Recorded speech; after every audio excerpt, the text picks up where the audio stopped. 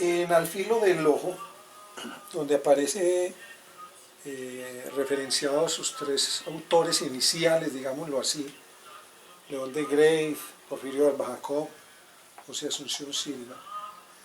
Allí aparece una mención que a mí me conmovió absolutamente, porque cuando uno asume la poesía, cuando la lee, anda creyendo que necesita comprender todo lo que lee. Y aquí en este texto suyo de Al filo del ojo, usted hace una afirmación que es de maestro, pero que supongo pues que no era de esa época, que es una mención de usted hoy, y es la de que jugó con esos poemas sin intentar comprenderlos, entender qué decían. ¿Por qué no nos profundiza un poco esa idea que me parece fascinante allí en ese texto? No, yo creo que desde ese momento jugaba. Jugaba desde allá, Sí, sí, sí, sí, pero sí. hay veces que tenías como... Estaba en primaria. Estabas en primaria. Estaba en primaria. Jugaba con esto porque Es una maravilla. primero fueron tres poetas que yo no llegué a ellos por elección, sino por designación en la materia del profesor. Puso varios nombres y entre los nombres me tocaron a mí poemas de esos tres señores. Entonces no fue que yo los haya elegido. Ya cuando me tocó esto, me di cuenta que a diferencia de ciertas cosas que yo entendía cuando leía de las lecturas de entonces, yo con esto no entendía fundamentalmente nada. Y más que hacer un problema de eso, hice un juego.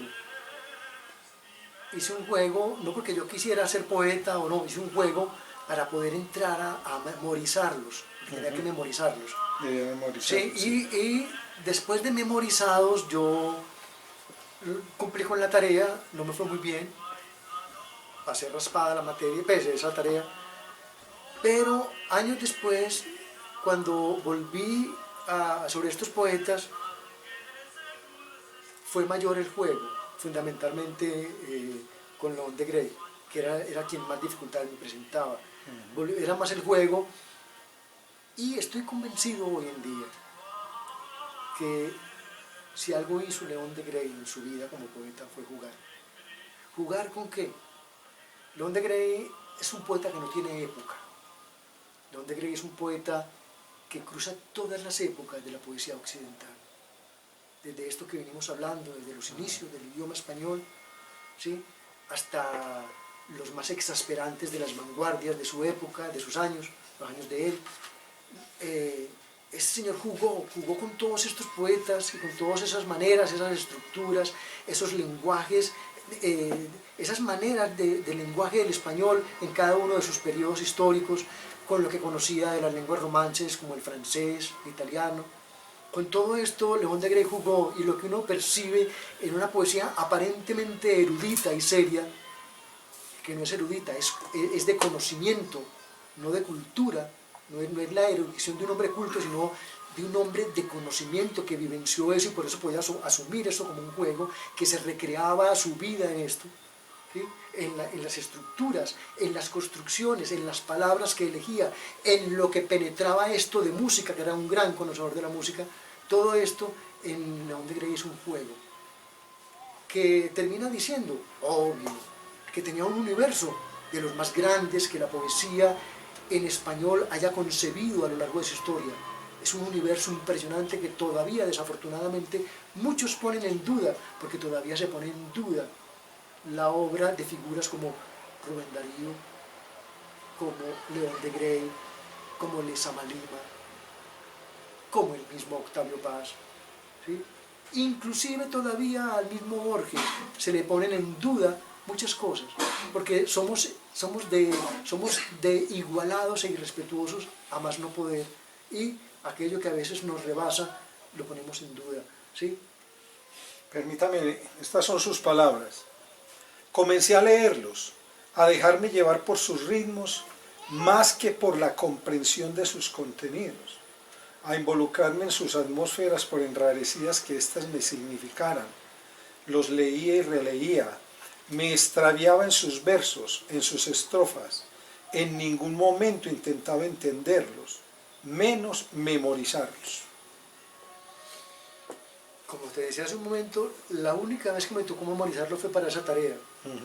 Y igual que con el abecedario, cuando me tocó memorizarlo, lo memoricé para una tarea y inmediatamente hice la tarea, lo olvidé, yo no me sé el abecedario. Me pasó con esos poemas, yo difícilmente me sé un poema. Con estos poemas lo memoricé y, como te digo, lo pasé raspado. Tres con dos, algo así que saqué.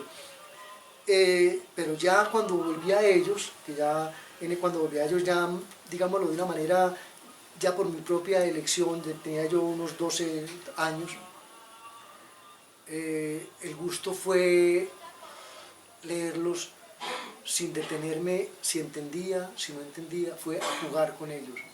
Solo era un juego. Era un juego... Pero un juego de la palabra. Era un juego de la palabra, sí, pero de las estructuras que esas palabras lograban. Es algo que sigue persistiendo en mi vida. Yo no me preocupo mucho por entender.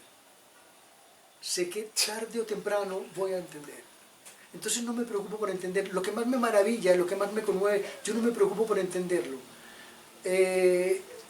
Yo sé cuando algo tiene que ver conmigo. En el amor descubrí que si alguien me gustaba, no era porque decía yo qué tan bonita, ¿no? Sino cuando había ese gusto, había una empatía, así viniera de mí, y la otra persona ni siquiera se hubiera fijado en mí. Yo sabía que en algún momento de la vida eso iba a suceder.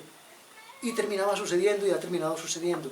Lo mismo sucede con el entendimiento. Yo no me preocupo por entender, sino por aquello que significa el instante de las cosas, la vivencia de las cosas. Hay una persecución que yo creo que es lo que hace diferente a la poesía de otros géneros de la literatura, y es que la poesía se mueve en un tiempo undívago. Es decir, la poesía no tiene presente, futuro ni pasado, es undívaga y le permite a uno allanar la fuerza de las cosas. Y cuando uno las allana, está en su pasado, en su presente, en su futuro, está en todo lo que eso conlleva. Esa es la diferencia, sí, que a quienes no les gusta, porque yo también soy prosista, pero sé que esa es la diferencia con la prosa. La prosa tiene otras sustancias, tiene otras formas de uno aprender lo que hace con ella, pues lo que hace con las palabras para llegar a esa prosa. En el poema hay algún dívago, por simple que sea el poema. Entonces ese entendimiento que uno pretende lograr en un ensayo, en una narración, es muy diferente en un poema. En un poema, cuando uno habita en un dívago, ya es más que suficiente. Es decir, pedir más de ahí que creo yo que se pueda pedir.